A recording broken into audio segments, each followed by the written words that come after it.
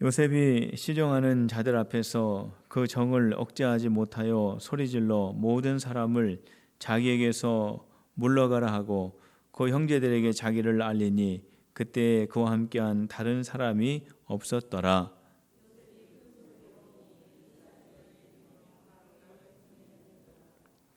요셉이 그 형들에게 이르되 나는 요셉이라. 내 아버지께서 아직 살아계시니이까. 형들이 그 앞에서 놀라서 대답하지 못하더라.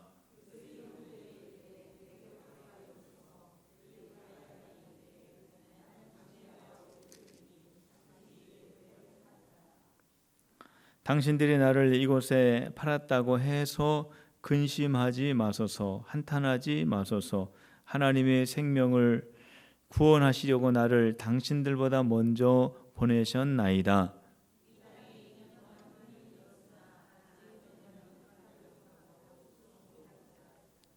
하나님의 큰 구원으로 당신들의 생명을 보전하고 당신들의 후손을 세상에 두시려고 나를 당신들보다 먼저 보내셨나니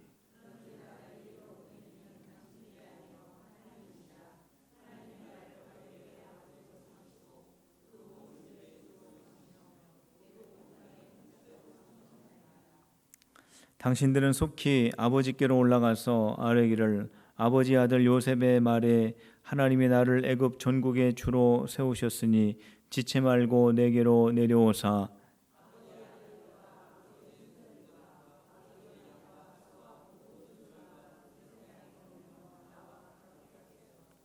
흉년이 아직 5해가 있으니 내가 거기서 아버지를 봉양하리이다. 아버지와 아버지의 가족과 아버지께 속한 모든 사람에게 부족함이 없도록 하겠나이다 하더라고 전하소서.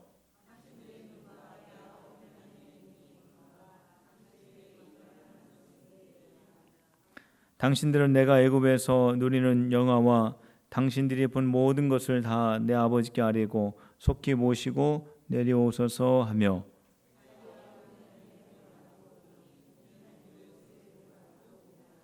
요셉이 또 형들과 입맞추며 앉고 우니 형들이 그제서야 요셉과 말하니라. 아멘.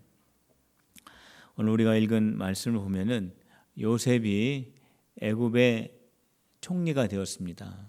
애굽의 총리가 되었을 때에 애굽에도 큰 흉년이 일어나고 가나안에도 흉년이 일어나 가지고 가나안에 있는 요셉의 형들이 양식을 구하기 위해서 요셉에까지 내려오게 되는 그러한 내용입니다. 오늘도 요셉의 형들이 애굽에 내려와서 양식을 구하는 장면이죠. 지금 이제 2번째 내려오게 됩니다.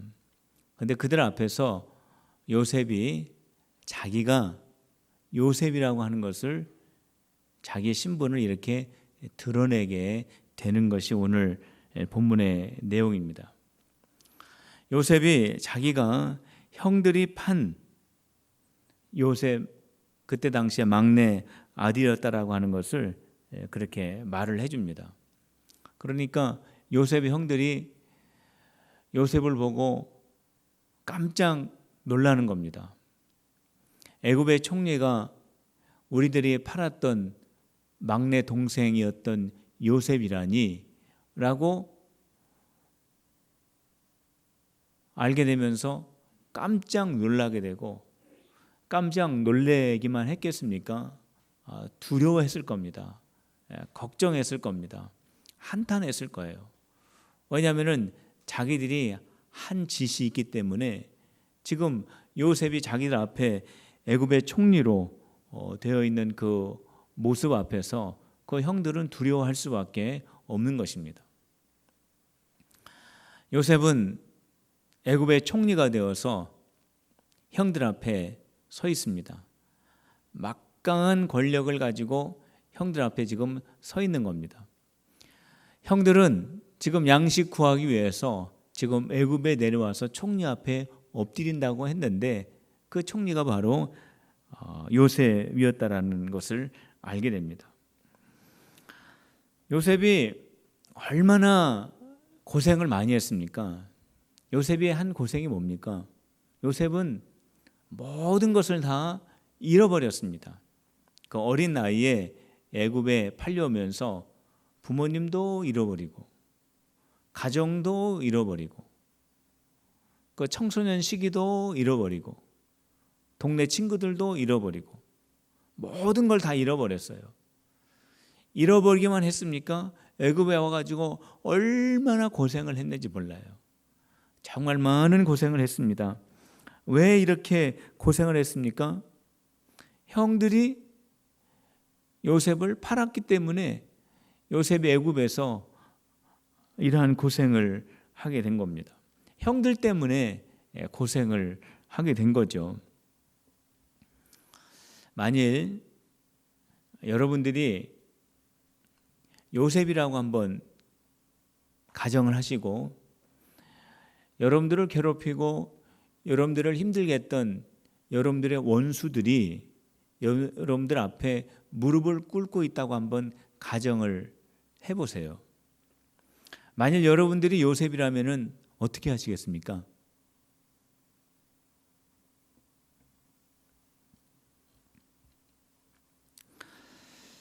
우리가 상식적으로 그려지는 그림은 복수죠.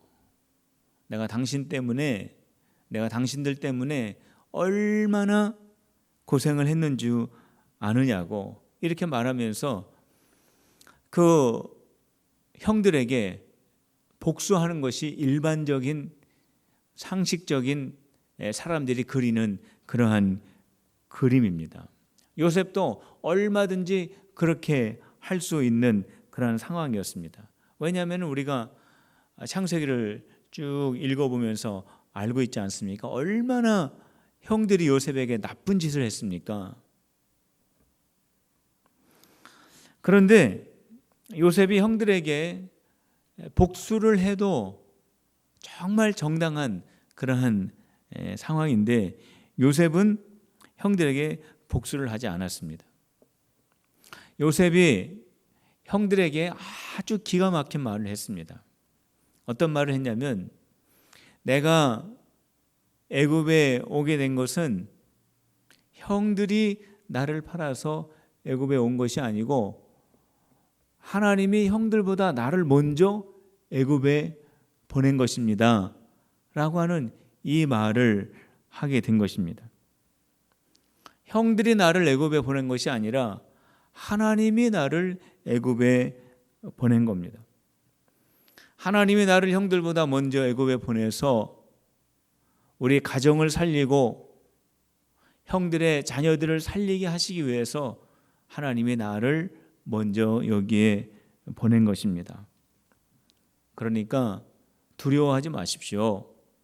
염려하지 마십시오. 겁내지 마십시오. 라고 요셉이 아주 기가 막힌 말을 했습니다. 이게 상식적으로 할 수 있는 말입니까? 이게 일반적으로 할 수 있는 말입니까?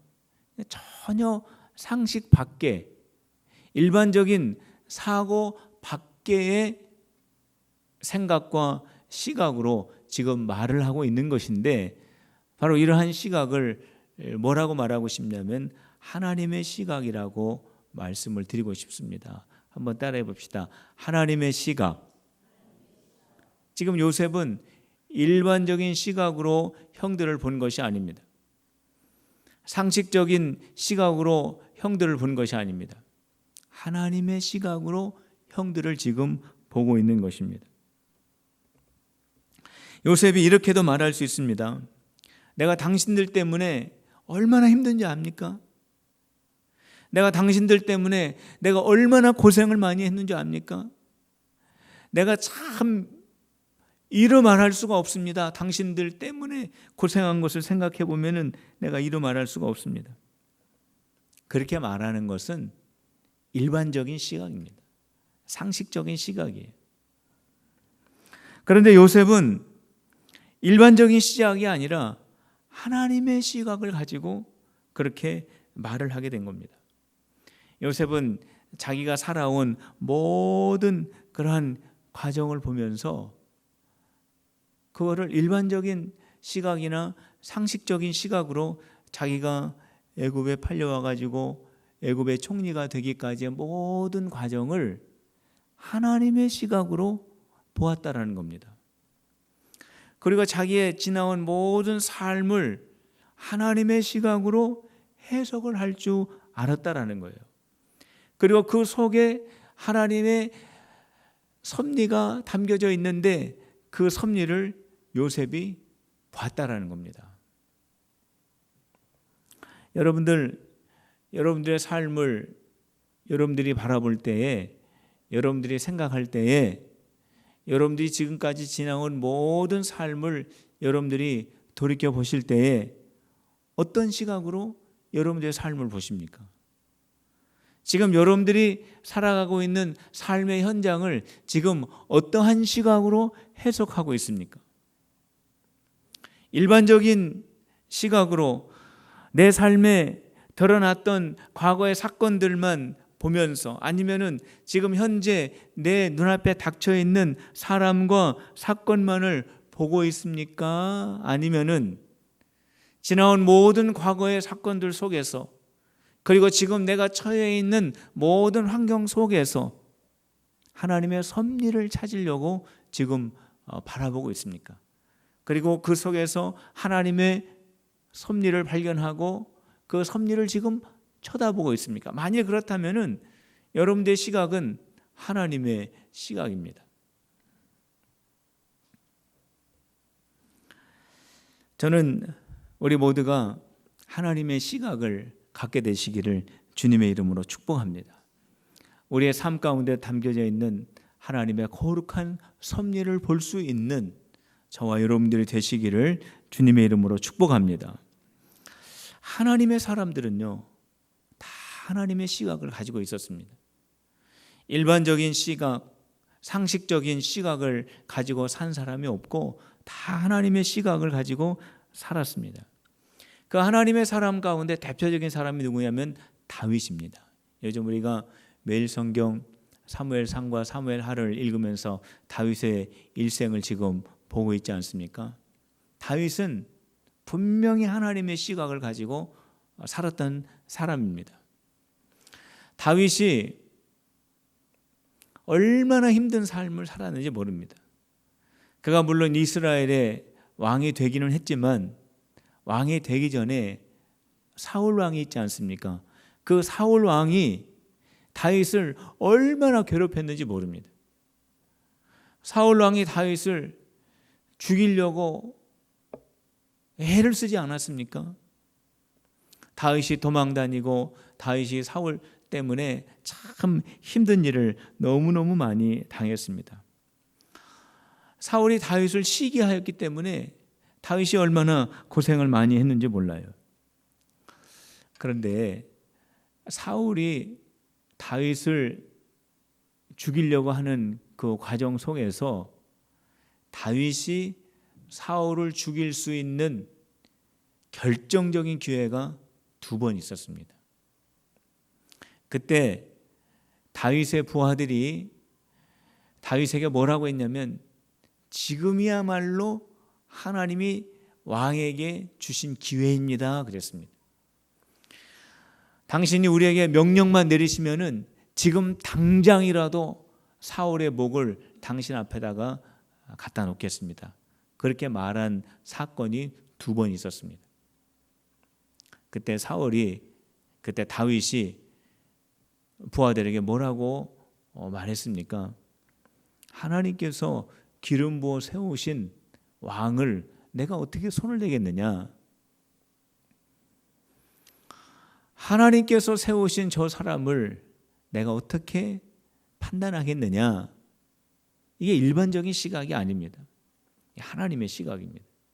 하나님의 시각으로 다윗은 그렇게 살았습니다. 결국 어떻게 됐습니까? 사울은 죽고 다윗은 이스라엘의 왕이 되고 모든 이스라엘 백성들이 다윗을 존경하고 하나님께서 다윗을 인정하는 왕이 되었습니다. 어떻게 그렇게 되었어요? 하나님의 시각을 가지고 다윗이 살았기 때문에 그것이 가능했던 겁니다. 하나님의 시각을 가진 요셉에게 주어진 유익이 있습니다. 그 첫 번째 유익은 뭐냐면 요셉은 감격하는 삶을 살았어요. 한번 따라해 봅시다. 감격하는 삶을 살자.